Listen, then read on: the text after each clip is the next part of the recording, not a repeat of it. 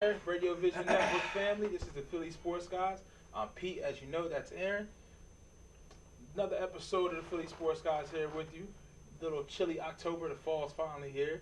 Get that frost on your window. And that hawk is going to be out. Yeah.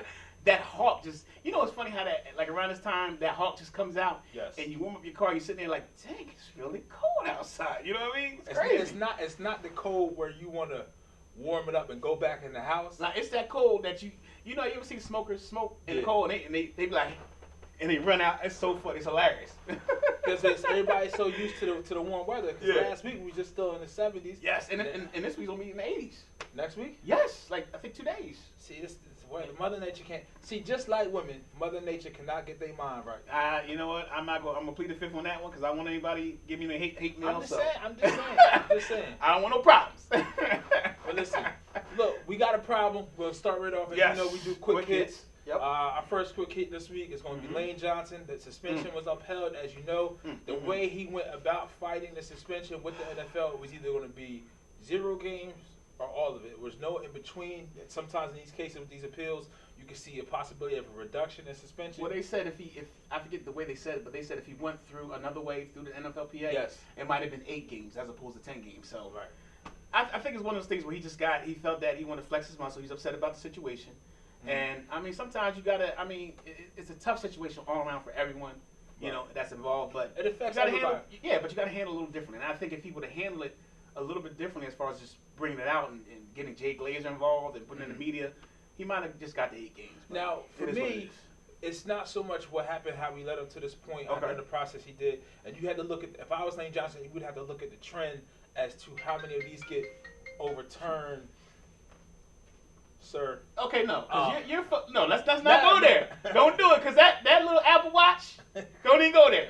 Don't even go there. Listen. Go ahead. All right, so you have to look at the trend as how many of these high success rate of getting overturned. Right.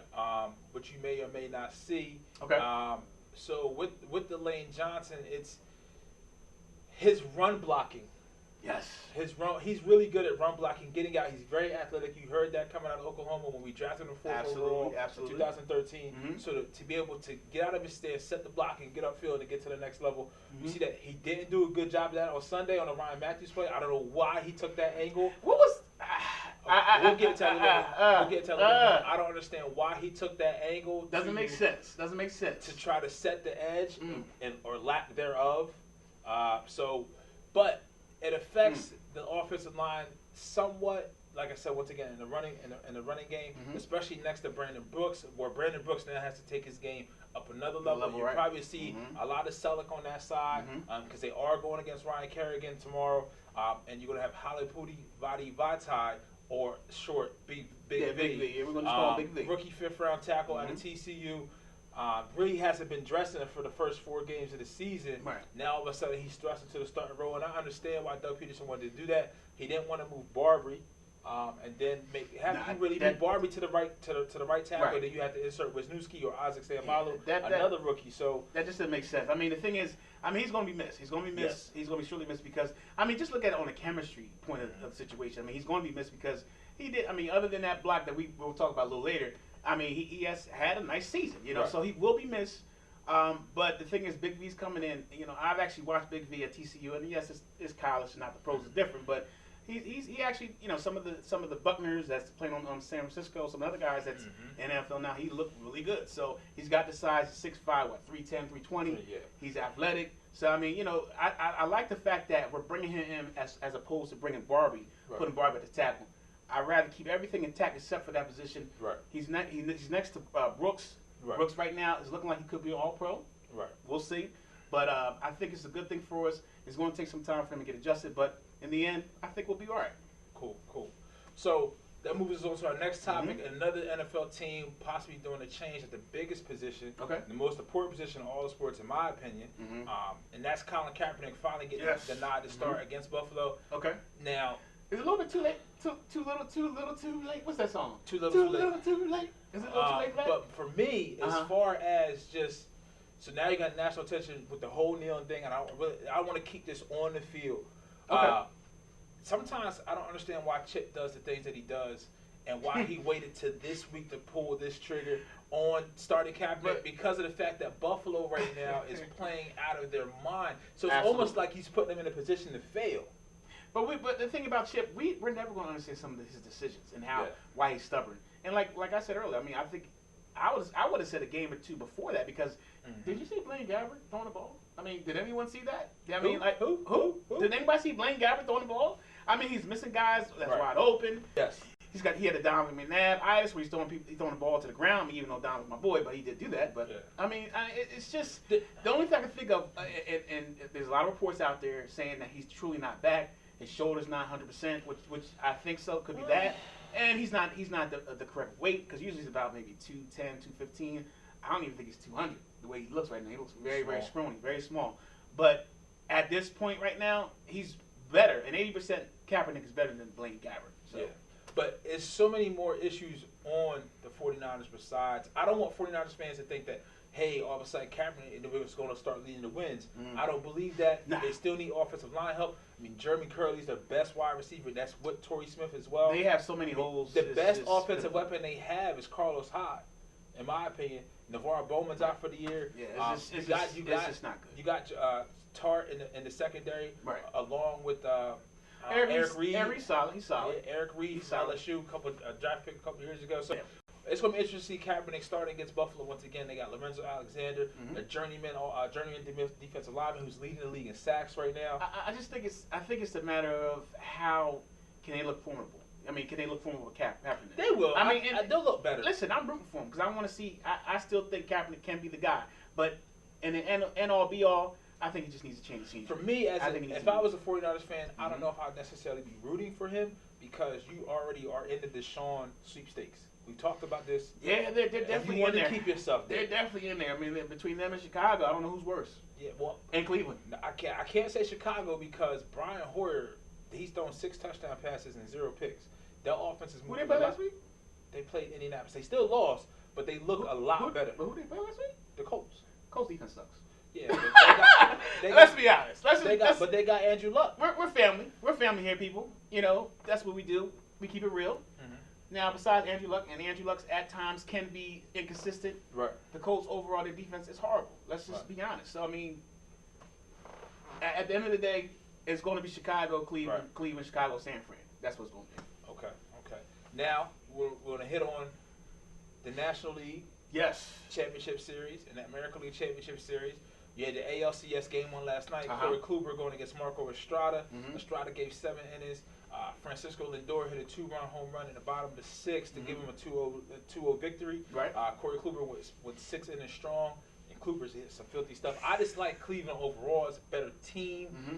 The Toronto better overall complete team when it comes to pitching, bullpen, and offense. I do think Toronto will probably win a game or two. Yeah, I think Cleveland will win 5 or 6. Because those they got a lot of big bats, man. Batista. I'm kind of envious of them, man. I wish we had that in Philly. Now tonight game 2 Game 2 is owed to Philly J Happ, who won 20 games this year. Absolutely won 20 games this year. So you got J Happ, I forget who's starting for Cleveland. Yeah, I'm not sure. The name is escaping me. But also we have the start of the NLCS. The Dodgers coming off the Game 5 win Thursday in dramatic fashion in Washington, D.C. I tell you what, Nationals, they just – I can't put my – I was talking to Keith about it during break. I just can't put my finger on them. Why they can't win the big one. I mean, they bring in Dusty Baker. They have one of the best players in Bryce, you know, and it's just I don't understand whether it's just they don't have the cohesion, whether they just don't, you know, I don't know. Maybe you could put a finger on it. They just can't win the. You ever had that team, but they just can't win that big game? That's just I don't know what it is. I think it's just them, you know. We say it in football all the time when we talk about young teams like Jacksonville, Oakland last year. A lot of times you just got to learn how to win. That's a very good point. You got to learn how to win. And it seems like with the Nationals, they can get over that regular season hump and get to the postseason, but they really just have to learn how to take that next step as a team. I don't think it's one individual thing that you can point to. I think it's really an intangible that you just don't see. And I think they thought bringing in Dusty Baker, removing Davey Johnson as well as Matt Williams, that bringing in Dusty Baker does have a good resume as far as being an MLB coach who's taken San Francisco almost to the championship before they lost, but. So I guess they figured that bringing him in would probably change it, but like you said, they just got to learn to win, and right now they just haven't done that. So it's going to be interesting. So real quick, the NHL started. Right. I know we're kind of bounced all over the place. Yes. But there's a lot of sports out there. We follow them all. We try to dabble. Yeah, we try to be, you know. So the NHL started. Shout out to Austin Matthews, #1 pick, Toronto Maple Leafs, first ever 4-game rookie. Started off. I mean, he had 4 goals within 2 periods. The team still lost to overtime, 5-4 to Ottawa, but that's just, and that was on the road. Yeah. A lot of people thought that was at home. That was on the road. They were in Ottawa when that happened. They're saying this guy's a real deal. He's a real deal. They're comparing him to some of the greats. So Right. I mean, we'll see what happens. But I mean, most importantly, Fly guys. it's that fly guy season. I'm flying up right now. I mean, I watched some of the game last night, and of course, it watched me because it was a late start, 10:56. Yes. And I was trying to hang in there, but after the first period, I just couldn't do it. All the action happened in the second period. I know, second period. Well, actually, no. It was part of the second. I think I fell asleep. Right. It was 4-0. Yep. And those boys, I mean, Ghost and Wayne Simmons and Voracek, all those boys, they're just balling right now. You're starting to see the mixture of what Hextall has done with keeping some veterans here and mixing a young talent. Like I said last week, Provorov and Travis Konecny being called up to the main roster are going to be there for the whole year. Right.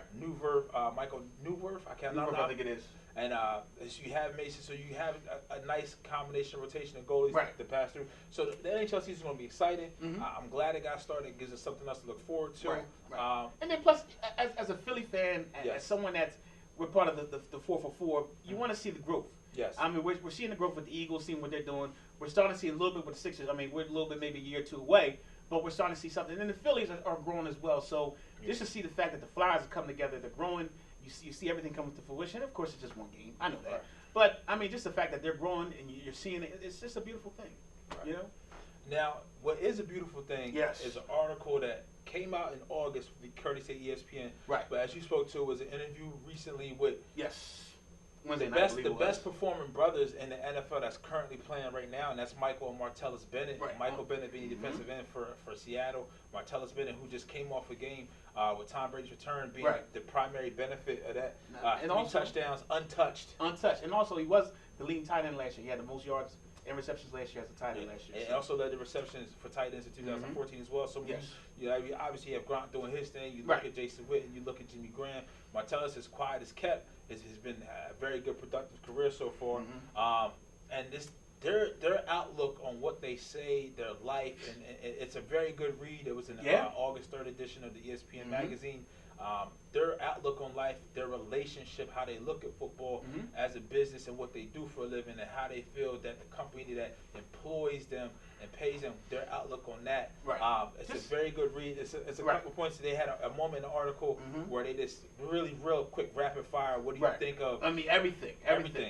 From J.J. Watt, Roger Goodell, Jay Cutler, Jason Witten. I mean, they just broke it down.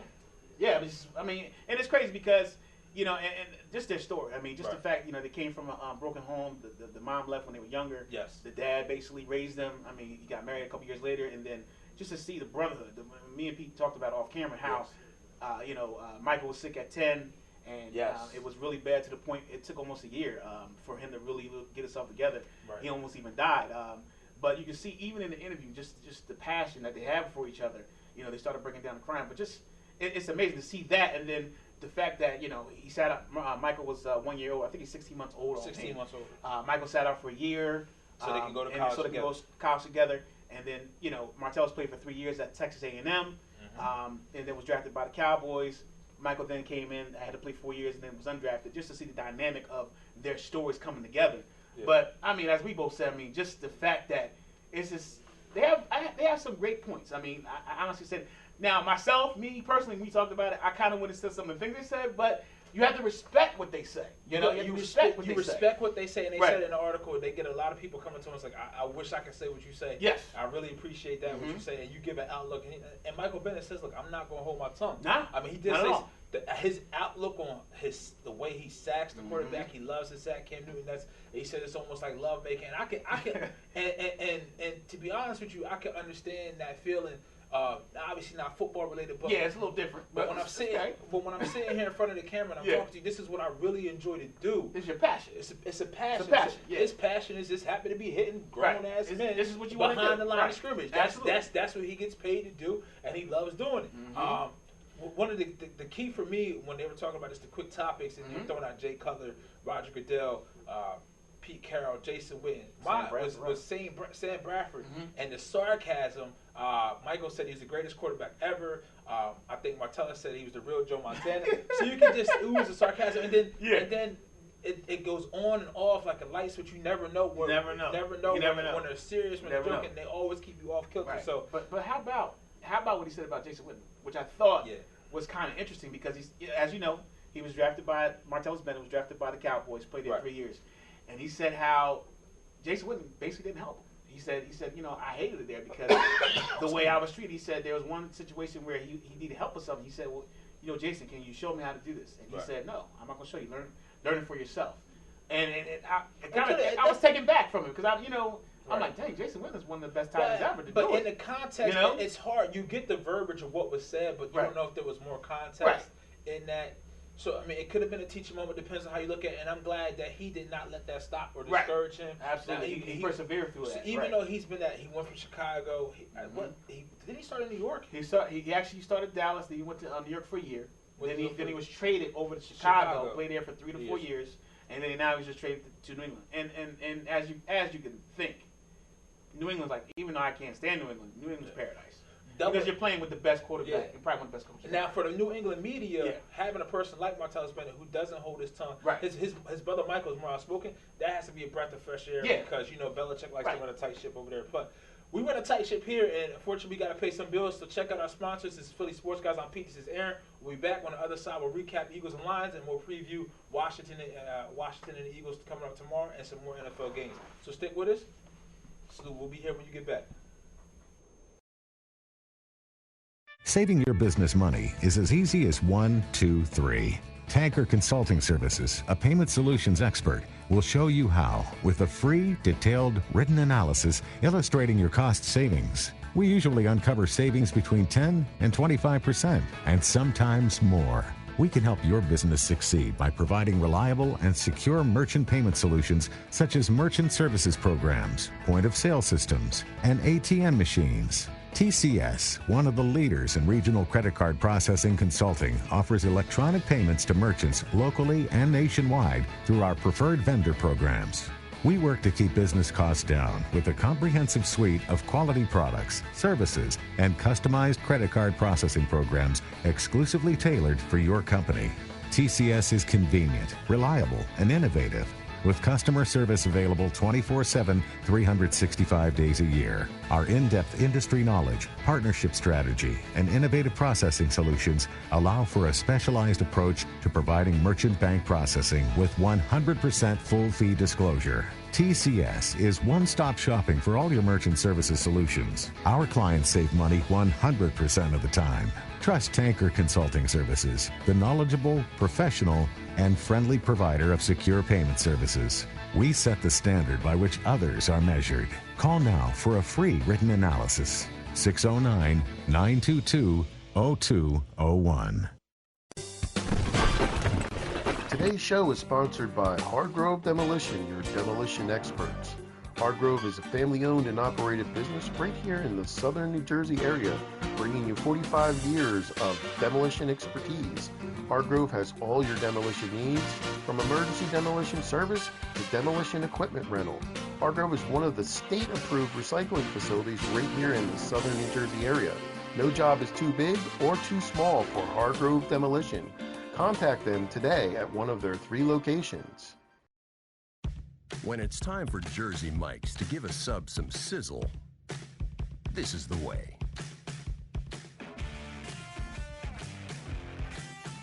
The way it's always been. The way it always should be. The way it always will be. Because that's just the way it's supposed to be. Jersey Mike's. Be a sub above.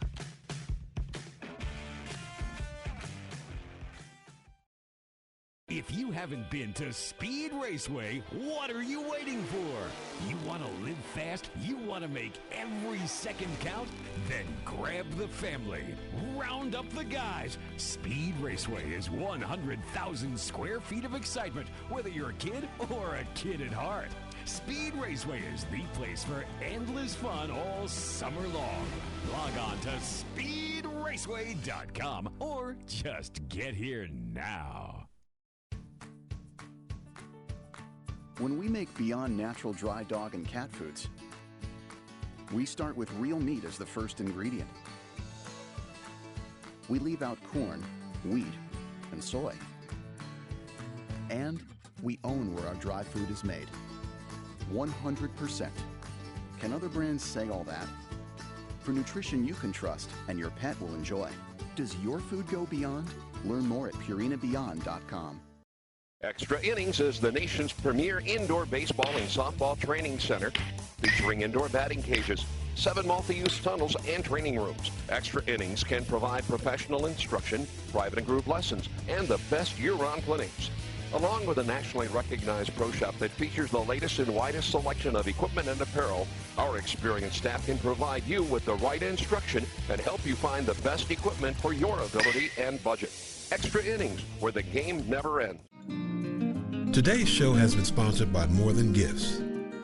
Come see our new location in Marlton, New Jersey. Not just gifts, but more.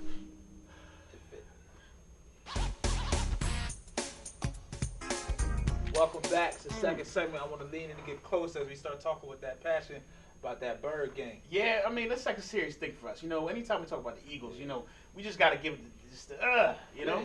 Because you passionate. I find myself as we continue to grow here at the Radio Vision Network, and the Philly Sports Guys family gets bigger and bigger and bigger, and we're always taking on new family members. Yes. I still get caught up in wanting to hide or disguise our misgivings as the Eagles team. Okay. Because I always wanted to win. Now look, do I think they deserved to win last week? No. Should they have won? Yes. Right, because I mean it was at our fingertips. Yeah. And I mean, listen, the first half like that slip away. Yeah, that first half was just horrible. To be honest with you, I don't know about you, but that first half I started thinking about last year. Yeah. The butt kick that we took. I mean, because just the barrage of just, you know, we couldn't stop them, we couldn't get off the field.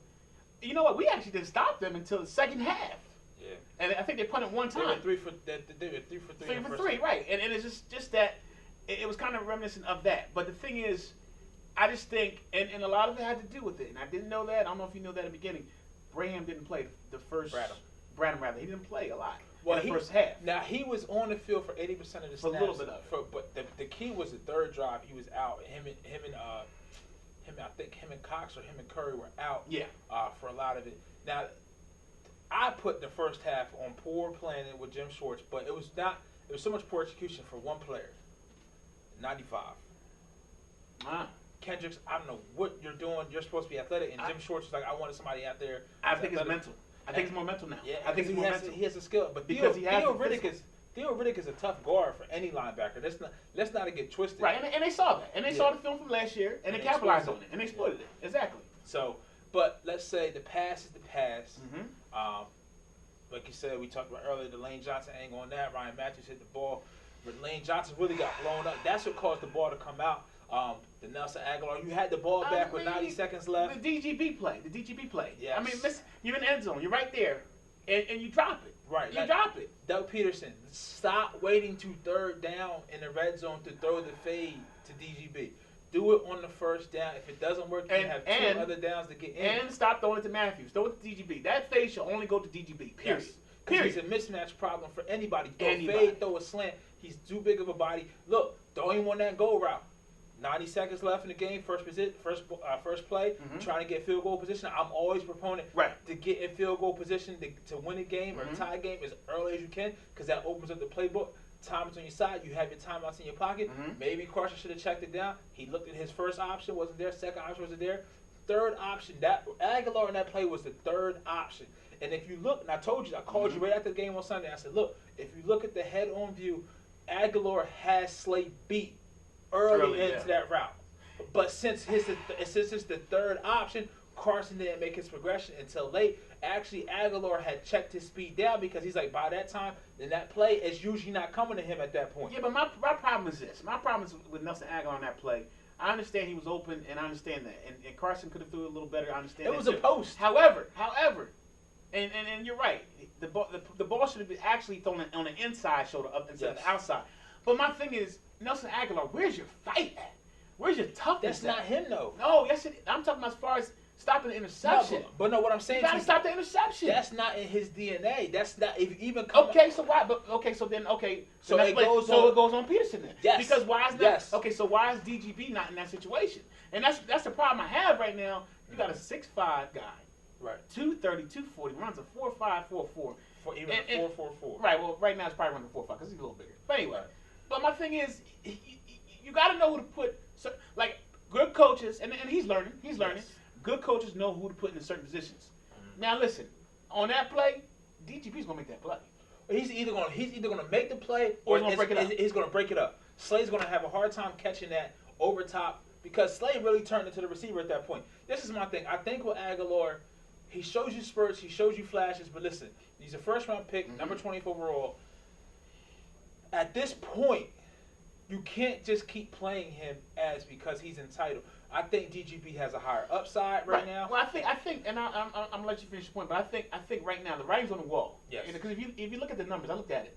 DGB the first 2 games was 2 for 18, both games. Yes. This game is 3 for 43. He had 5 targets. So the writing's on the wall. He's gonna be starting. Yeah, I think this week. Listen, I'm telling you, this week in your DFS, your FanDuel, your DraftKings, your Yahoo Daily Fantasy. Gotcha. Take a flyer on DGB as a flex because I think this is the week where he may have. I think he'll definitely have 1 touchdown. Okay. Because Washington has a hard time stopping the run, and he may even have 2. Because I like to see that. Because there's no corners that they had that's over 6'1", 6 foot. Very true. I mean, I like to see that. I mean, and you and I have both been campaigning to get him more involved. Yes. So, listen, he had 3 balls last week. He was targeted, 5 times? Yes. So, the writing's on the wall. I mean, all the beat writers, they're all saying that Aguilar is going to be out, the man out. Yeah. And I'm okay with that. Because right now, Aguilar needs to understand that, look, dude, you have to step up, man. We need you to step up. You're first round I don't pick. think he'll be the odd man out, but I like what they did with Josh Huff on the double slant, so you may be right. But another thing is Bryce Treggs. You came off a waiver from San Francisco. Yeah, I don't get that. He was a standout at UCLA. It's not like he's just a track star. California. Man ran California. I'm sorry, from Cal. But he ran a 4.3, 4.40. I understand running is different than playing speed, but the boy can fly. If you can see it in Kansas City, they have a boy named Tyreek Hill. Yes. Who is a blazer. Who's he, Texas A&M, right? Yes. He's a blazer. So you kind of have something similar to that with Bryce Treggs, but Bryce Treggs he's not even dressing. Even if you have him run a fly route, a go route, he's going to stretch the field. And he's going to open up. He's going to open up everything in the middle. So it's a good problem to have. Now why do we know that? Huh? Now why do we know that? So far to this point, when it comes to Doug Peterson and his decision for personnel and going through coaching and seeing in training camp, I have to trust him. So that leads you to my next point. Okay. So the Lions game is over. You can tell. Yeah, I think they had the little taste in their mouth, and I think they're ready to get after tomorrow's game with Washington. Yes. But with Lane Johnson being suspended, the onus is really on Brandon Brooks and Halapoulivaati Vaitai, Big V. If that can succeed, by the loss of Johnson for 10 games, it opened up another spot to sign another person to the 53-man roster, and it actually is a benefit because North Dakota State's C.J. Smith got called up because McKelvin hasn't practiced all week. No. So now you add more depth to your secondary, and we like Smith with what he did in the preseason. So bringing him up already on the 53-man, he'll probably dress because they need that. Special teams guy helps out. Special teams guy. Well, look, Carson Wentz said it. They asked him. They said when they had a pro day, they said, "Who do you think on your team can actually make noise in the NFL?" And he said, "C.J. Smith." Yeah, and that's what he's doing. So, look, that leads us to tomorrow's game. 1 o'clock. It starts. It's a game coming off the loss. Now, I will say, it's very few things I agree with Howard Eskin with, but on this one I agree. I did think they would lose one of these 2 games coming up, leading into the Minnesota game. He did say that. So I'm glad it's the Lions game because that's a non-divisional loss. It is a conference loss, but it's a non-divisional loss. Right. So this is your first game in the division. I think Washington is coming into this game really feeling themselves. They won 3 in a row by luck. The Cleveland game, they had that fumble. I forget her name, the referee. Yes, which was crazy. The man had, I don't know if anybody saw that, but the man had the ball from Cleveland in his hand. And they called it Washington. And she still gave it to Washington. Now, that was 2 weeks ago. Yes. last week, C.J. Mosley had a return for a touchdown. I don't know how he lost the ball, and then instead of going out of bounds before in the end zone, it went out and called a touchback. Right. That's a 14-point swing because Washington came back down the field and scored. Right. Won the game 16-10. So Washington is a lot of times in football, and especially in NFL, and this can translate to any level of football, where a game is not won, a game is lost. Like last week, the Eagles lost the game.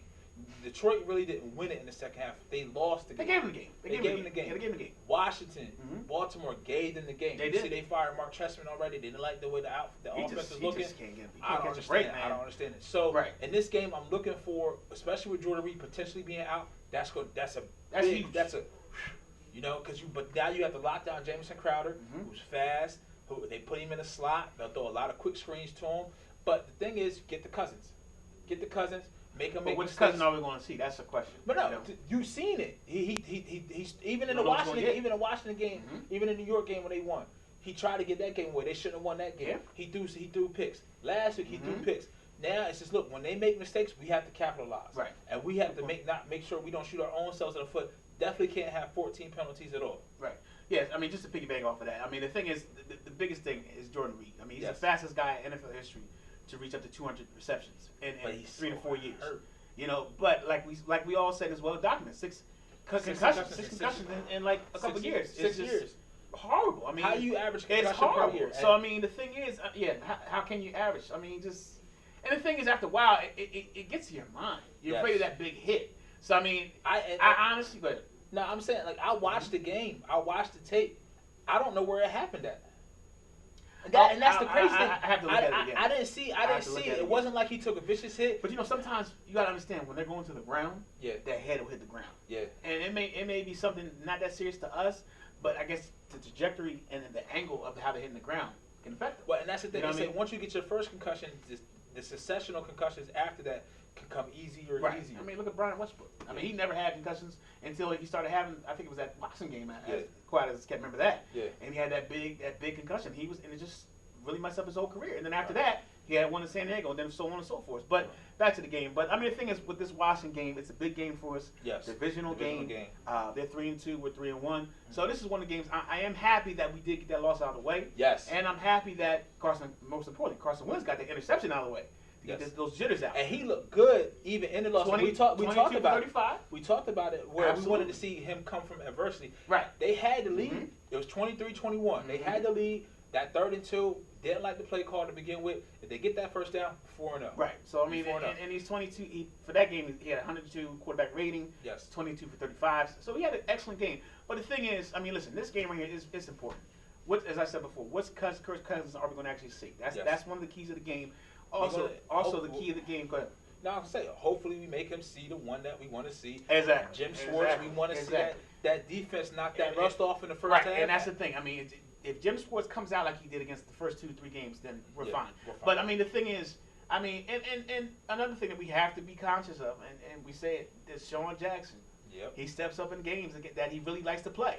I mean, he checks out a lot of times, sometimes, but this is a game he's going to play. And there was an article this week saying that he has the conference call, right, and he's thinking about coming back to Philly, which is a good thing. It's a little early. It's a little early to tell, season, but we'll see. But I mean, the thing is, listen, the key is to the game. Here's the keys. My keys.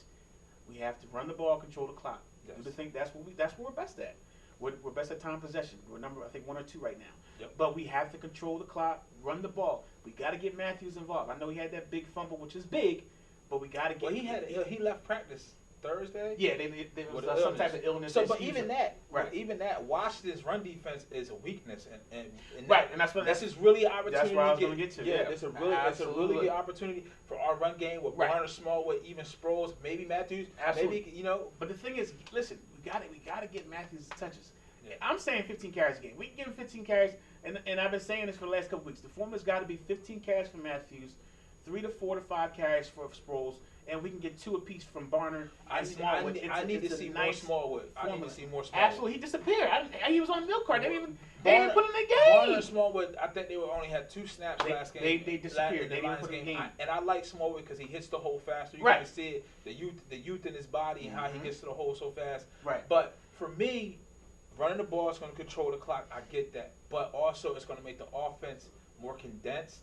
And the biggest thing is we haven't even talked about number 24. and he's really getting into his groove for Washington. And that's Josh Norman. Absolutely. But at the same time, I don't know how Josh Norman can cover a 6'5" corner. And that right, a 6'5" receiver, Jordan Matthews on in the slot. So you got to make Josh Norman move. Don't put him on an island. But at the same time, so we're not going to pass. I don't want him to be pass happy. I think the play calling is going to be a lot run heavy oriented, a lot of screens, and then Washington. And that's the thing. I mean, we are a screen team. Yes. I mean, we're the baby offense of the Andy Reid regime. So we got to get more screens involved. We got to get Sproles involved in space more. Yes. You know, that's one of the things. But the main thing is DGB, man. He's the key. He's going to be the key. Yeah, he's got to be targeted at least. This is that game. I'm saying at least, and like Pete said, I agree with him. He could have 2 touchdowns, but he's got to be targeted at least 7 to 8 times. Yes. At least, and then listen, and let's not forget Zach Ertz. Yeah. You know, I know he just came off the injury. And I think he had 1 reception offhand, or maybe 2 last week. He gave me 7 points in my fantasy league in PPR. So I think he had like 3 or 4 catches for like 30 yards. So I mean, listen, we have some things we need to do, and there's a lot of keys that we need to really bring about to this game. But the main thing, like I said, the main thing is running the ball and controlling the clock. That's the main thing for us. So, with that being said, there's our preview for tomorrow's game, tomorrow's afternoon's game. So, what's the score? Honestly, I'm thinking it's gonna be tight. I think I'm hoping that we don't get, you know, like last week we get down by a couple points, 14 points. If we can just stay ahead, I'm thinking 21-27. Us. Okay. I do think we win the game.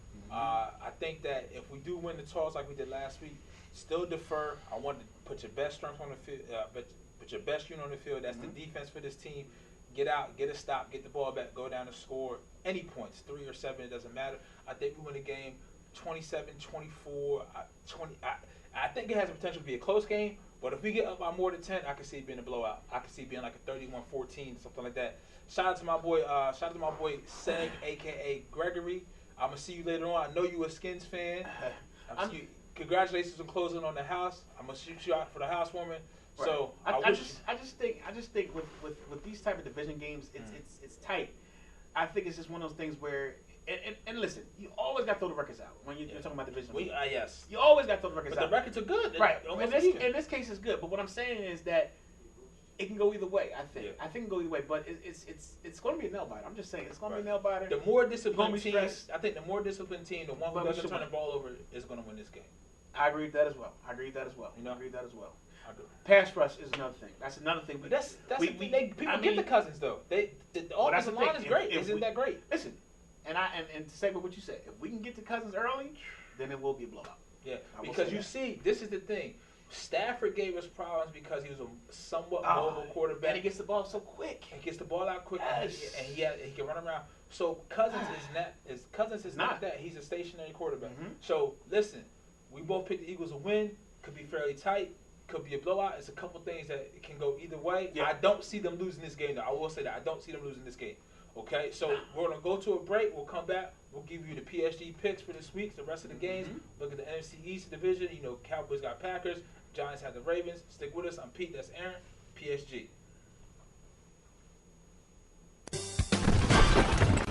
Today's show is sponsored by Hargrove Demolition, your demolition experts. Hargrove is a family-owned and operated business right here in the southern New Jersey area, bringing you 45 years of demolition expertise. Hargrove has all your demolition needs, from emergency demolition service to demolition equipment rental. Hargrove is one of the state-approved recycling facilities right here in the southern New Jersey area. No job is too big or too small for Hargrove Demolition. Contact them today at one of their 3 locations. When it's time for Jersey Mike's to give a sub some sizzle, this is the way.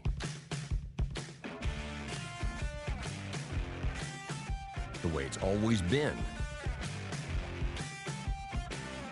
The way it always should be. The way it always will be.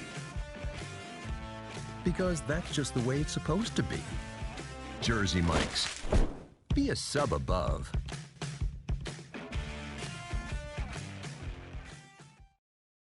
If you haven't been to Speed Raceway, what are you waiting for? You want to live fast? You want to make every second count? Then grab the family. Round up the guys. Speed Raceway is 100,000 square feet of excitement, whether you're a kid or a kid at heart. Speed Raceway is the place for endless fun all summer long. Log on to speedraceway.com or just get here now. When we make Beyond Natural dry dog and cat foods, we start with real meat as the first ingredient. We leave out corn, wheat, and soy. And we own where our dry food is made. 100%. Can other brands say all that? For nutrition you can trust and your pet will enjoy. Does your food go beyond? Learn more at PurinaBeyond.com.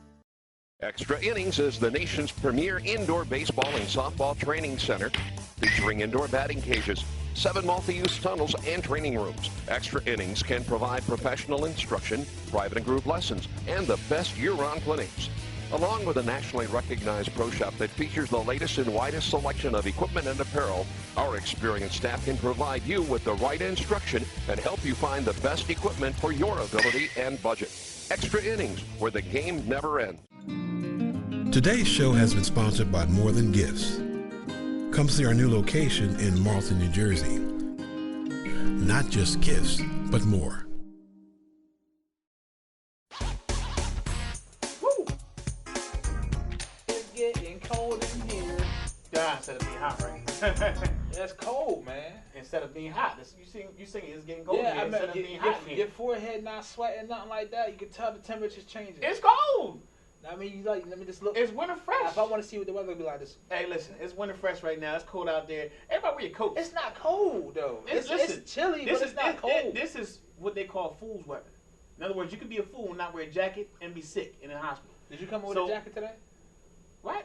I'm getting the feeling I'm being attacked today. No, I did. I thought you was coming at me because I didn't come with a jacket. I wasn't coming at you. I'm just talking about in general. See, look, we family. You know, we have to look each other out. Our audience is our family. Did your dad always used to tell you, don't leave your house without a hat when it's cold? Yes. Because he always can come up. Yes. And then I'm older now. You know, I don't got the this going. Oh, you definitely. I gotta wear the hat. I gotta wear the hat because that's how I get sick. Gotta be careful out there. Listen. So we're gonna do our PSG pick'ems. Yes. First game this week is Ravens versus Giants. That we're gonna go and look at the NFC East first. Mm-hmm. Ravens fired Mark Chessman, the offensive coordinator. Lackluster offense. They have Bernard Perryman. They have Steve Smith. I think he may miss this game, however. Yeah. I think Mike Wildsman wants to be down. So that's why I'm picking the Giants in this game. Now, I'm not sure if... go ahead. I'm sorry. Finish what you said. I like the Giants in this game, even though they still don't have any running backs. Marine, I think it's IR Jennings, and you got, I think it's Orleans Darkwa. If I'm not Darkwa, yeah. But I like the receiver core, Victor Cruz, Sterling Shepard, ODB, and Eli has to get it together. Ben McAdoo do a better job of game planning and play calling. The defense is all right, man. I think they held Jordy Nelson to like 2 catches for 39 yards, even though he had a touchdown. Right. But still, the defense is doing it's all right. The offense has to get going.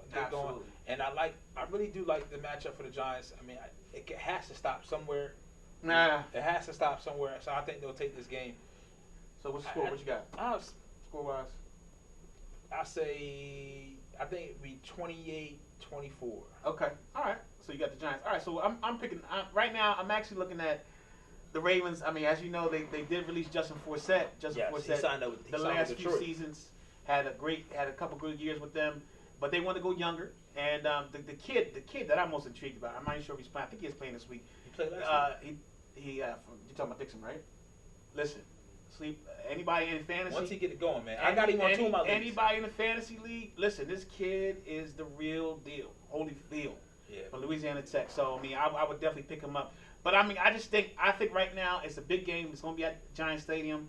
I think Joe Flacco is coming home to a degree. He's from Jersey, as we know. Yes. You know, honestly, I'm picking. I'm not just saying because, I have a little hateration for the Giants, but I'm just thinking if you look at everything on the line right now, Ravens dropped a few games, as a matter of fact, to the Redskins and the Raiders, tight games. So this is the game that they get off the schneid. I'm actually seeing Flacco have a big game. Okay. I would say about maybe 300 yards. He may do something a little different against the Giants defense. I know they've been slowing people down, but I think this is a game where they get exposed. So I'm going to say the Ravens 28. I'm saying the Giants 21. 2021, okay. Mm-hmm. No field goals, all touchdowns. Yes. I can see that. I can dig that. Next on the docket here is America's Game of the Week. If I'm not mistaken, Joe Buck and Troy Aikman will be calling this game. Okay. And that's going to be, as you can see on our screen, Packers versus Cowboys in Green Bay. Listen, them Cowboys fans, they like cockroaches. Them on. Listen, I always heard.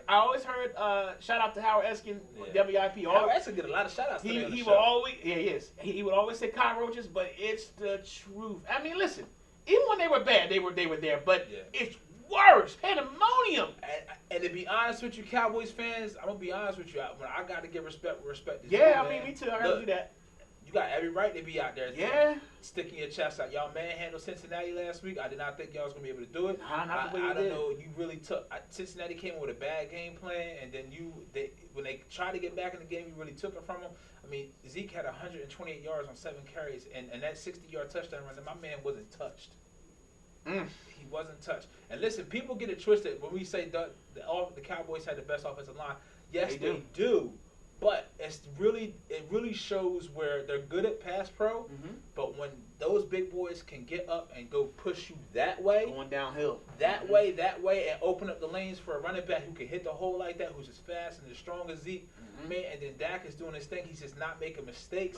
They're really simplifying the offense for him. But anytime you can run the ball and have that much effectiveness, seven carries for 130 yards, it's going to be really hard to beat that team. Yeah. So now this week you really go against Packers, who had the best run ranked defense at Lambeau, going against Aaron Rodgers. And this is the thing: Cincinnati played into their game plan of offense. When you go against Dallas's defense, their strength is you have to make plays and you have to be consistent against Dallas's defense and keep the ball from them. Right. And Cincinnati didn't do that last week. Nope. I think Green Bay will have a better chance of doing that this week. I actually think the Giants' defense is better than Dallas's defense.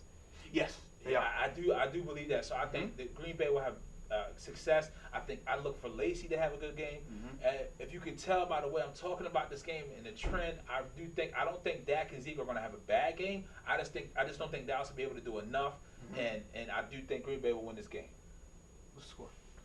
I think it's going to be a high scoring affair. I think it's going to be. I want to say probably 31-20. I say 31-21. Okay. I think Zeke will have a touchdown. I like that. He's the NFL's leading rusher, and he's on my fantasy team, and I will ride with him. That's blasphemy. It's not blasphemy. That's blasphemy, that bro. Boy's a problem. We sat here on this show, in that corner over there. Yes, we did. The studio around. Yeah, but still, that's blasphemy, that 8th man. pick in the draft, we thought when they went from 13 to 8, it's like they going to get Zeke. And I say he's Ferrari, and you got to get the Ferrari. I say yes, but come on, man, come on. There's got to be a line in the sand. You got to draw that line in the sand. I'm not saying here. I say he's on my fantasy. He's a fantasy stud. I mean, I'm not denying that, but just. There's got to be some type of. All right, so get to the game, brother. No, I'm going to deal with this real quick. We got 3 seconds. Just 1, 2, 3. Betrayal. That's it. Anyway, betrayal. I'm waiting for your output. Fantasy betrayal. Your input on the game. Anyway, so real quick, that just blew my mind. But anyway, you ever see somebody talk with their eyes closed so much? It's going to be a tough game. It's going to be a tough game. It's going to be a real tough game. Listen, I'm actually thinking that Green Bay will come out this game. And to piggyback off you said, yes, Dallas right now, they're balling. I can't take that away from them. They're balling right now. They went back to the formula. Great line. Yes. Decent defense. Good wide receiver. And then no mistake football. I mean, and that's what they're doing right now. And that's what they did. Seven carries, 130 yards. That's just ridiculous. Yeah. That's Madden-like stats right now, So, I mean, right now they're balling. But I just think this week will be the week that they're exposed on defense. Because there's some holes on defense. Their defensive line is not as good as everyone thinks they might be now. They're getting production. And they are getting production. However, I just think they will expose them. And Claiborne is looking a little better than he did the last past years. But he had one batted pass that I thought was a surefire touchdown. Yeah, I thought so too. He came in out of nowhere. But I really think this is the week that they get exposed on some of their weaknesses. I do think they have a weakness on offense, and I think Don Capers is going to bring. He's going to bring them. Absolutely, that's what I'm saying. I just think some of the weaknesses that they have, Don Capers is one of the best defensive coaches ever. So, but I just think right now, Aaron Rodgers at home is going to click. Eddie Lacy's going to carries. They're down A-Rod. Yeah, they are, and he likes that. That's what he wants. RELAX. That's what we said last year. Yeah. But anyway, they're down A-Rod right now. Right. So I think he's going to have a good game. Listen, I'm thinking right now this is the game where he steps up, has a 4 touchdown game. Lacy has about maybe a touchdown or so, And I'm thinking it's going to be high score because they're going to score. I'm thinking right now, I'm thinking 35-28. Okay. Packers. Real quick, the last game on our docket, I really want to dive into. So the next two games, we're just going to go real quick, give a score. Saints Panthers in New Orleans. So I think Cam's going to play. Even with that being said, New Orleans coming off the bye, I think the Saints are going to take that game. Panthers, all the way. Panthers, okay. Big game for them. Okay. Panthers. Next game is Pats and the Bengals. Pats and the Bengals. You already know who's going to win that game. Yeah. I mean, I'm not betting against the hoodie for the rest of the year. Nah, I'm done. So go ahead. So you done fighting. You just going to give I'm just going to give it to them. They got it. Thank you. So last game, Last game is going to be Seattle and Atlanta. This is a rematch. Reunited game. Yeah. Dan Quinn. Yep. Old defensive coordinator. Seahawks. Man, Atlanta. Julio. It's not even Julio. Julio. It's not Julio right now. It's that combination, man. I can't. Him and Ryan? No, I can't remember the last time I saw two running backs that just you cannot game plan for. Tevin Coleman, Devontae Freeman. That's tough. Kyle Shanahan is doing his thing, man. People don't realize. I understand he had a bad time when he's at Washington, but if you look at Washington's offense, you look at his stats. Yeah. I mean, it's not that bad. No, it's not. Like he's had a top 10 or 12 offense everywhere he's been. If he's got the players, he's going to do a good job. Yes. And that's what he's doing right now. People forget they started off 5-0 last year. Yeah. They fell off, but they went into Denver last week and hit him in the mouth. Vic Beasley had 3.5 or 4 sacks. That was an upset. Because no one saw that coming. No one saw that coming. Speaking of that, with that upset last week, look, Atlanta, I think you will come back down to earth this week. Seattle had a bye. That's Seattle, right? Seattle had a bye this past week, so they're coming back. Russell Wilson had time to rest at MCL. Jimmy Graham's finally starting to look like Jimmy Graham. He's looking like Jimmy Graham, Tyler Lockett had a chance to get down and relax and get back and get healthy. You have more time to incorporate what you want to do with C.J. Spiller, Christine Michael, and Russell Wilson, and Doug Baldwin. I don't see it. And then look, man, Seattle's defense is so boring that they don't have to change schematically. They do what they do, and they want you to beat them. And with that 12th man, to do that again, Atlanta will really show me something if they go in there 2 weeks in a row into hostile environments to the West Coast, late game. You'll give them that respect. And they haven't been home. This was a 2-week trip. Yeah. They didn't come back to Atlanta. I don't know where they were at. Yeah. So that may benefit them. They stayed out there in that time. Which is smart. Which is very smart. It's very smart. Even with that being said, I'm taking Seattle in this game. I'm gonna go 27-21. Okay, real quick. We're running out of time, but this is a tough game. I mean, it's a tough game. Like you said, Julio does what he does, man. I mean, but I mean, realistically, you're at Seattle. You're against the odds right now. I gotta go Seattle. I'm thinking 21-31. Seattle. Okay. So look, real quick, we're gonna wrap this thing up. But on the other side, I think we got a little time to hit you with You Got to Go, if I'm not mistaken, and then that's it. After that, it's been fun. But we'll hit y'all with real quick. We're gonna put the cherry on top. I'm Pete. That's Aaron Philly Sports Guys. Keep rocking with us. Radio Vision Network. Stick with us. We'll be right back.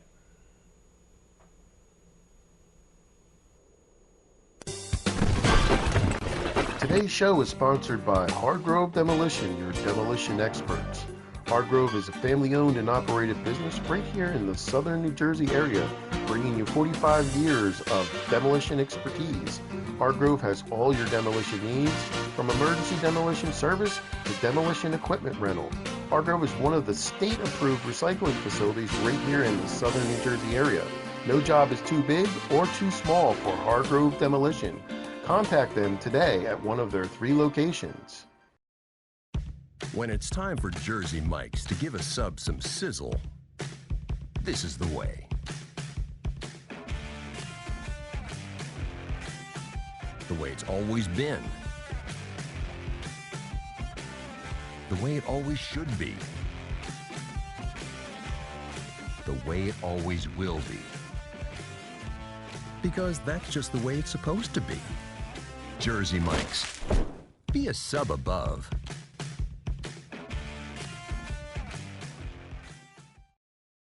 If you haven't been to Speed Raceway, what are you waiting for? You want to live fast? You want to make every second count? Then grab the family. Round up the guys. Speed Raceway is 100,000 square feet of excitement, whether you're a kid or a kid at heart. Speed Raceway is the place for endless fun all summer long. Log on to speedraceway.com or just get here now. When we make Beyond Natural dry dog and cat foods, we start with real meat as the first ingredient. We leave out corn, wheat, and soy. And we own where our dry food is made. 100%. Can other brands say all that? For nutrition you can trust and your pet will enjoy. Does your food go beyond? Learn more at purinabeyond.com. Extra Innings is the nation's premier indoor baseball and softball training center, featuring indoor batting cages, 7 multi-use tunnels, and training rooms. Extra Innings can provide professional instruction, private and group lessons, and the best year-round clinics. Along with a nationally recognized pro shop that features the latest and widest selection of equipment and apparel, our experienced staff can provide you with the right instruction and help you find the best equipment for your ability and budget. Extra Innings, where the game never ends. Today's show has been sponsored by More Than Gifts. Come see our new location in Marlton, New Jersey. Not just gifts, but more. Welcome back. Oh, Listen, man. we actually are in bonus time. Yes. We only had a couple minutes. Well, listen, I mean, Pete did a whole major monologue. Go ahead. I didn't get to finish my time. Go ahead. Talk about the Atlanta-Seattle game real quick. No, we're done. We're gonna move on. Go ahead. It's done and over with. You got the car, drive it. No, I'm gonna let you finish. We're gonna drive. I'll head on the side. We doing college. All right, we're doing college picks. We're doing the first game is Bama and Tennessee. That's a tough game. Where's it at? Now listen, Alabama. Now listen. This is gonna be a tough game. Now Tennessee, as you know, just came off a tough loss to Texas A&M, which I thought was an excellent game. Did you watch that? By the way? Double overtime. Great play. Game. Dow's made a mistake, threw that interception, but now you're coming back to play your rival. There's nothing like playing your rival. SEC, everybody's rival. Yeah, but this is huge. This is like this is like us with the. Look at the camera and do that face again. Which one? I don't know. Whatever. Give it a 3-shot, Keith. Give me a 3-shot, Keith. I got a 3-shot. Huge. You like that? You like that, right? Huge. But anyway, it's gonna be a tough game. It's gonna be a tough game. But listen, anytime, just like betting on the hoodie, you can't go against the hoodie. I can't go. I'm not going. There's nothing to talk about. But I'm saying I can't go against Alabama because Alabama just it's like that love-hate relationship with Alabama. You hate them, but you gotta respect them. See, you know, you gotta respect them. That's what I'm saying. Like I can't. You just had me sound like Smokey from Friday. I can't. I can't equate it to. You can't equate it? I can't even verbalize it. Yeah, I see you can't verbalize it. I'm not going against Saban, man. I can't. It's just like going against the hoodie. That's not to that level. Well, I mean, college, he is a protege of the hoodie. Yeah, on the college level, I can't. It's in Alabama. Tennessee will shock the world if they beat Alabama. Listen, Jalen Hurts. I don't even know. This is the thing. I don't even know who's on the team. Jalen Hurts. Now, by the way, Jalen Hurts, I've been pulling for him. We talking about that. Yeah. He could be Eagle next year. So watch out for number 1, Jalen Hurts. Running back from Tennessee. I'm talking about Hurts, the quarterback. Oh, you're talking about Hurts. I'm talking about Jalen Hurts from Tennessee. Is he playing this game? Yes, they said he's going to play. He's a big boy. Big boy. He's kind of like Ryan Matthews almost a little bit. A little bit more like Eddie George, though. Kind of, sort of. I'm not saying he's as talented, but he reminds you a little bit of Eddie George, how he runs his style. But Hurts, I don't look for this. I think Tennessee could stick with him a little bit, probably first, second quarter. But then I think Alabama's going to be that big brother and say, look, it's time to put the work in and lay you down. It's just tough. It's hard to go against Alabama. I want to, but you just got to respect them. I mean, they're just, at the end of the day, they're going to be in the dance. They're going to be I don't see any team to this point that's going to beat Alabama. No, I don't know about that. I think Louisville can do it. Even though Louisville lost. Listen, did you see You still stuck on Lamar Jackson. You see what they did to him in Clemson? That was a tight game, and they should have won. They barely beat Duke the other night. It's a conference game. I think they beat Duke 24-14. It's a conference game. The team knows them. Of course, it's gonna be tight. And Duke's 4-1 before they lost last night. They're not a pushover no more. Radcliffe, who's Peyton Manning's old coach, and Eli's old coach, Eli Manning, is a good coach, and he's got the boys in Duke playing. They're playing right now. So you tell me Louisville has a shot to beat Alabama? Now I understand. Traditionally, historically, it shows that Nick Saban defense has struggled with against the spread, against mobile quarterbacks. Absolutely, and against the spread. Before, no, they got the horses, man. Listen, anything can happen. So where Clemson gonna be at? Clemson's gonna be the dance too. They're gonna be there. It's gonna be 4 teams. It's gonna be Clemson. Alabama, I know it's gonna be 4 teams. Louisville, and then I don't know about the other teams, but they're gonna be there. I'm gonna tell you. I'm glad you said that. Go ahead. Because that leads up. You see, you ain't know what you did. Go ahead. You been watching my tapes. Would you go ahead and say what you got to say? There's gonna be 4 teams. You don't know who the other team's gonna be. You just segue perfectly. Go ahead. Michigan, Ohio State. The winner of that game is gonna be the 4th team. I can agree with that. I can attest to that. So Michigan, Ohio State. It's in Michigan, if I'm not mistaken. Yes. Who you got? Both teams just whooped Rutgers' ass the last 2 weeks. I mean, that's not fair, Rutgers, man. Like how, like when they settled that game, they had to be thinking shut down the whole NFL. They should shut down the football program. Like that's just embarrassing. It's just it's mean to put them in that situation like that. You scored no points in 2 games, and your point differential is minus 136. But my thing is 136. Mr. Schedule Person. Mr. Schedule Person. Mr. Schedule Person. Mr. Schedule Person. Why would you put them in an unrealistic predicament? That's what I want to know. Yeah. That's unrealistic. But I don't know. So going to this game, Ohio State, Michigan. Michigan's defense is balling. They got the kid from Jersey playing. I can't think of his name. Clement from Glassboro. No. The number one. Sorry. It's Wisconsin, Ohio State this week. It's Wisconsin, Ohio State? Yes. I want to make correction. Wisconsin. Now, which is a great game. That's okay. But we're good. No, it's right in my list. Don't do it. It's right in my list right here. Ohio State, Wisconsin's playing today, which is going to be a primetime game, which is going to be a tough game. Ohio State. You got Corey Clement from Glassboro, New Jersey, stud running back, and then you got an array of dudes from Ohio State who's balling right now. And right now I'm going with Ohio State in this game. Urban Meyer's coaching right now these boys to the Look, I'm going to tell you, Nick Saban may be the greatest college coach of all time, but Urban Meyer's not that far behind. Yes. I think Urban Meyer's going to win this game. Yes. Too many horses. Yes. You know. Yeah, it's just I like JT Barrett. He's doing his thing. Right. You know what I mean? So it's just one of those things. But this is the point of the show. Our favorite part, where somebody does something stupid. And somebody's got to go. And that's where we're at right now. So, Pete, run yours real quick, and then I know I got to go first. You got to say the best for last. So, go ahead, Pete.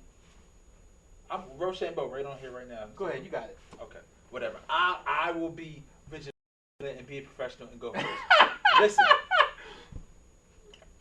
As we talked before, kids now in participation sports get participation trophies. There's no more winners and losers. In some aspects, I can understand. Right. But when those aspects of sports and adolescent life, right, bullying is one of those things I cannot tolerate. I don't teach my girls that. I hope you don't teach your kids that. And if you do and you don't punish them or you enable them to do it and create an environment where that is okay, right, shame on you. Yes. And that is exactly why my You Got to Go this week is the Durham Football middle school football board. Okay. Is my You Got to Go. I don't know how many people on there voted unanimously to fire Coach Todd Kennedy. Shout out to Todd Kennedy. I respect what you did. If I had a son who was on your team and involved in the same situation, I would be absolutely to play for him, and I absolutely applaud you for the way you handled the situation. That's how it's supposed to be. That's how it's supposed to be. That's how I was raised. That's how you was raised. And that's how, I mean, I'm not saying I understand times change, but let me give you some context how I reached this decision. There was a bullying situation, and it wasn't the first time. It was the second occasion with the same football player who was bullying. I don't know if it was another kid on the team or somebody from school. His grades was 4 through 6. Coach Kennedy's 2 of his sons also play on the team and played in the program. Gotcha. And what happened was the first time he didn't address it. He left it alone. Second time he addressed it in front of the team, made alleged bullier run laps. There's a few laps. And then after that, he praised the player for taking his punishment and doing it without complaining. Right, not giving up. The football board got word of this, felt as if this was wrong. Targeting, basically. Now, I don't want to say targeting. They felt as if that the coach wasn't handled enough to handle the bull. He wasn't skilled enough to handle the bully situation. And to which Coach Kennedy said, "I'm a father. I'm perfect for this. My sons play on the team." Right. And he said, "If this was my sons, I would have handled it the same way. What would you do?" It's not like the parents is upset. You know what I mean? So, but that's the problem with the world now. I mean, they're pacifying these kids. and you can't pacify these kids. Yes. This is why there's so many things that we can't understand how we grew up, and we things like that's going on. I don't want to go into it all, but the things that's happening now didn't happen when we came up because we were raised differently. Because now kids in this age, the bullier from that, it's crazy. There's no consequences. No, none at all from his actions. I mean, he had to run a few laps, but ultimately, Todd Kennedy was a volunteer. He was devoting his time, his personal time, and time is the most valuable thing that you can have as a human being because time, that's it. Once your time is up, it's up. You can't get that back. Yeah, pretty much. So listen, now ultimately it created an environment for bullying to be okay. Now he pulled Coach Kennedy, his 2 sons no longer play for that team. A couple other players and parents have pulled their kids out of that program. So to the school board, the football board, whoever did it, shame on you. I don't understand why you would do something like that and create an environment to where bullying is okay and sit there and say that this man wasn't qualified to do this when his own kids were on the team. Right. So he was the closest to the situation. Now, obviously, this is the second time it happened. The kid wasn't getting that. He wasn't getting the hint. He wasn't trying to prove his actions or his behaviors. So somebody had to step in and do something. Yeah. He's got to go. Yeah, he's got to go. No, they got to go. They got to go, man. They got to go. It's a collective effort. It's a collective. Yeah, Get the boot. They're not in the Hall of Fame, but they got to go. But anyway, real quick, mine is Bobby Brown. Please come to the front, my friend. Bobby Brown of the Houston Rockets. As we all know, the Houston Rockets played the New Orleans Pelicans in China. Oh, that's him. Yes, that's him. Mr. Bobby Brown, how you doing, my friend? I thought you were talking about New Edition. Yeah, you thought I was talking about New Edition. Yes. I'm not talking about that Bobby. Every little step I take. You will be there. No, not that one. Not that one, people. We're talking about this one. We're talking about this Bobby. Yeah, for a change, because we know Bobby back in the day had a lot, and recently. Anyway, that's another story. Got that jaw. That Iggy Wiggy, that Sticky Iggy. Anyway, but this Bobby Brown, now we all know that the Great Wall of China is a historic, sacred place. entity. It's sacred. It's like 1,500 miles long. Isn't it's 1,500 miles, and then when you go to China, what's one of the first things you want to do? See that? You want to see it, right? That's like somebody coming from China to go see the Grand Canyon. It's one of those things that if you get the opportunity to go look at it, you see it and you just embrace it. You want to experience, embrace it. You want to embrace it. But Mr. Bobby Brown goes there and says, "Oh man, this is beautiful. I just want to take this and just grab it and you know what? Let me just write on it real quick. Sign my name." Yes, people, he wrote on the wall, the Great Wall of China. He signed it like it was an autograph? He signed an autograph on the Great Wall of China. He lucky they knock his ass Not out. your mama's wall, not your daddy's wall, not the Houston Rockets wall, but Great Wall of China, Pete. This is big. It was an outrage. Signed his name, Bobby Brown, number 6. So what was the repercussions from this? Well, he had to apologize. China doesn't play. He lucky they ain't cut off his hand. That's what I said. So at the end of the day, people, is he any good at all? Well, he's trying to make the team.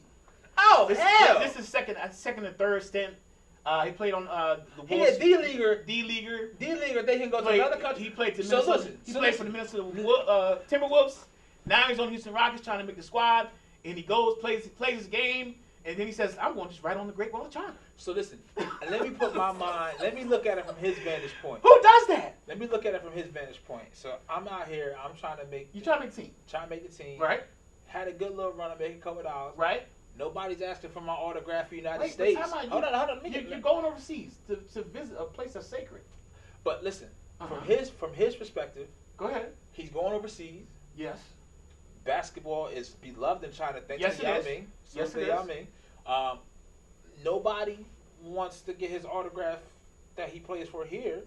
So the Great Wall of China is so damn long that he probably thought he was going to get away with it. You know what? He thought, and to his degree, he didn't know. He said he didn't think it was a big thing. Now that's stupid. But he realized it's a big thing. That's one of the 8 wonders of the world. 8 wonders of the world. 8 wonders of the world. But anyway, real quick, I know we're short for time. We got another minute or two? Yeah. Okay, real quick. Mr. Brett Favre. And you can chime in on this one. Yes, because Mr. Brett Favre. Agree with this. Yeah, that's okay. We don't agree with it. That's all right. Now, as you know, Dak Prescott's playing for the Cowboys right now. He's balling right now. His mind. Tony Romo will be coming back in the next few weeks, 3 to 4 weeks, from what I understand. And what did Brett Favre say? And Brett Favre said that they shouldn't stunt Dak Prescott's growth, and they should keep Dak Prescott in and not start Tony Romo. And now, what's your biggest gripe with this? In the world of hellations is he to say that? We're talking about Brett Favre, the same guy that unretired 3 to 4 times and stunted Aaron Rodgers' growth. Listen. That's what I'm talking about. 2 shot, please. Go ahead. Number 2, please. Real quick, because we got that much time. Okay, listen. If you don't follow the Bleacher Report, do. Please do. Because there was a story that came out, and I'm glad this came up. Yeah. Where Aaron Rodgers, his first interaction with Brett Favre, he was like, "What's up, Grandpa?" Now, if everything you've ever heard of Brett Favre, he's tough. He didn't miss a game. Okay. Played the day after his father had passed away. Yes. What would make you go up to this man and say, "What's up, Grandpa?" So I agree with you to a point. He's wired differently. He's wired. No. Not saying that's an excuse. No. But everyone's wired differently. But I can't really fault Brett Favre for his comments, but I have to look at situations different. Now, you say he started Aaron Rodgers' growth. I don't see how he did that. He was still in his prime. Now, maybe he didn't go out his way. In 2008 and 2009, he wasn't in his prime. But no, they just won the NFC Championship game in 2007. Listen, hold on. No. Listen, go ahead. Listen. I'm going to say what I need to say. There's no written rule where we will want to say, okay, you got to help a player along. I'm not saying we don't know, but that's your first impression. And Brett Favre was already established. He won a ring in 1996, one of the top quarterbacks in the league. You need to show some humility when you come into the situation. I totally agree with what you're saying. And listen, again, I wouldn't have said that to Brett Favre, but that's just me. I'm wired differently from what he is. And again, like I said, he's wired differently. Doesn't make it right, but he's wired differently. But I mean, real quick. As far as the comments themselves, he has no. Considering. So you say he has considering who he is, he should not say anything. He just don't you got a Wrangler commercial to shoot? Yeah. Shoot your Wrangler commercial. You got to go. Wrangler, Copper Fit. Come on, man. He endorsed everything. They ain't getting that paper. If anybody, don't hate on that man. I'm not hating on him, but what I'm saying, if anybody else said it, I would have been okay with it, but not him. See, this is the thing. Because this is the thing. I think you want Tony Romo to come back so we have a better shot at winning the NFC East.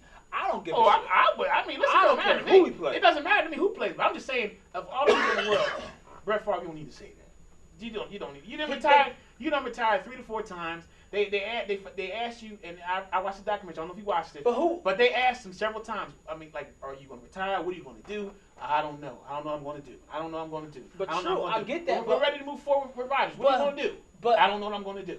I understand that. But at the same point, he can still play. And all the other places he went to when he did that, New York, Minnesota, they had no other answer. So whose growth was he stunning? He stunning Aaron Rodgers' growth. I'm not talking about that. I'm off that. I'm just talking about that. Listen. Okay, go ahead. You said 3 or 4 times. The other 2 or 3 times he did it from Green Bay, he was in a different spot.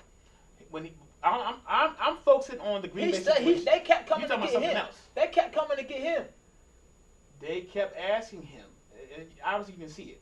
But they kept asking him after a certain amount of time, what are you going to do? Are you going to retire? Are you going? He really didn't mentor him. He didn't even really mentor him. He didn't mentor him. And he turned out fine. Oh, of course. But what I'm saying is, see, we have to go back to the NFL how it was, how those quarterbacks was back in the day. Unitas, name all those guys. They mentored the quarterback. We don't know that. They did. I guess. And I'm just naming a few. I mean, there's other ones that truly mentored some of the great quarterbacks. I don't think Steve Young ever said Montana helped him out. To a degree, yes, they did. I actually watched the documentary last week. You watching a lot of documentaries there, my brother. Hey, man, this is what I do. This is my passion. So I got to know what's going on in the world of football in different leagues. But I digress. But he's got to go. When we disagree, I'm trying to. Hey, I can't reach a it's happy good medium stuff, with you. But that's your feeling though. That's on you. That's not on me. But you really mad that Brett Favre did this? Like he was one of the greatest quarterbacks of all time. I'm not saying he is. Now look, Tony or Dak is never going to be that. I'd rather hear somebody like Warren Moon say it. I'd rather hear somebody like Frank Tarkenton say it. But not you. Not you. You are the ultimate me guy. He's a me guy. Okay, but was the message wrong? Was what he said wrong? From him, yes. I don't want to hear him say it. We just said I don't want to hear me. We gotta go. Listen, we gotta go. No, we don't. We get better time. Give me 30 more seconds. No. I don't want to hear me guy say it. I don't want to hear. And Brett Favre was a me guy. We just killed everybody. We just killed everybody in here talking about Kaepernick who said it was the right message with the wrong message. You can't kill the message. It don't change it. Was Brett Favre a me guy? Yes or no? Every damn quarterback's a me guy. That's my case. No, they're not. No, they're not. If they on the level of Brett Favre skills, they're a me guy. Sam Bradford wasn't. Terry Bradshaw wasn't a me guy. He was a team guy. That was 1976 when pork chops and disco was out. I don't know what that was. Was he me guy? No, he wasn't a me guy. Next week, we're gonna come up with a list next week. I'm gonna do my research. I'm gonna research it, and we'll come up with a list of different quarterbacks who weren't. Couldn't even. Terry Bradshaw never missed. I don't even know who the backup was. You have to understand. In order to say that you are stunning someone's growth, you have to have someone behind you that the organization is willing to move forward with. And they were. When did Aaron Rodgers start? Aaron Rodgers started his fourth, fifth year. So 2005, he was drafted. Right, and he didn't start to 2009, 2010. Because Brett Favre left in 2008. Right, but after 2008, in 2009 he left. In 2007, did they or did they not cough up the NFC Championship to the New York Giants? They did. I don't know what the record was. After that, they were ready. That was 1 year. No, there was a couple years they were ready before. You got to watch the documentary to understand. I don't need a documentary to tell me what the record was. Well, what I'm saying is, my point is, I don't understand how organizations can they want to move forward but still make the playoffs. My point is this. Anybody else can make that comment except for him. That's the stupidest thing in the world. No, it's not. Ask anybody.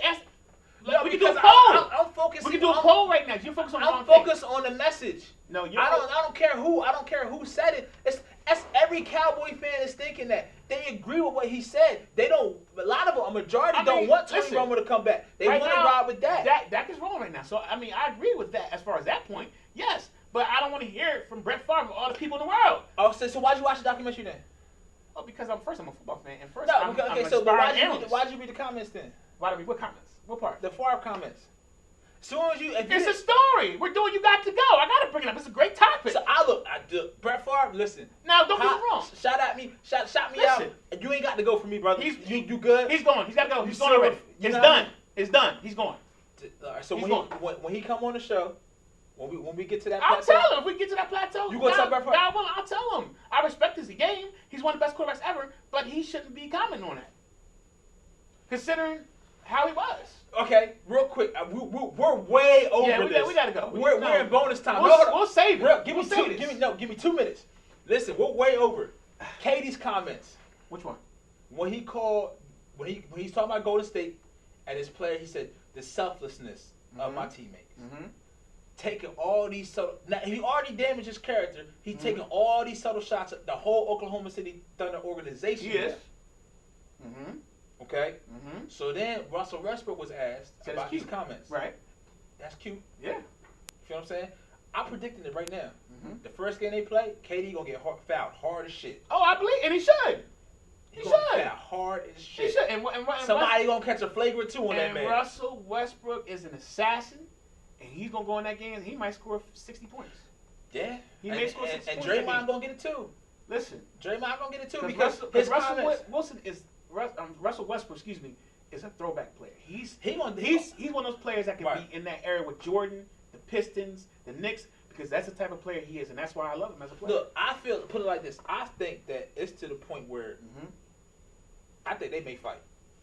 I think they're gonna get into a scrummage on the court. You know what? I just see that. I see that. That passion. For one, listen. This is the worst thing you can do in basketball. Mm-hmm. If you can dunk, and then you put your balls on somebody's neck. Oh man. He gonna.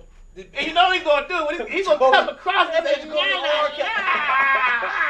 yeah, I'm telling you. And Katie can't blame nobody but herself.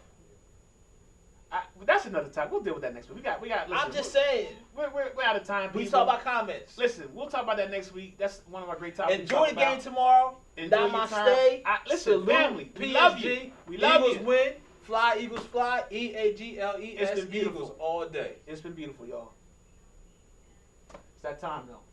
Fade to black. Fade to black. Hit him with the beat you was doing. We gotta go. We gotta go. Fade to black, Keith. Fade to black. Fade to black.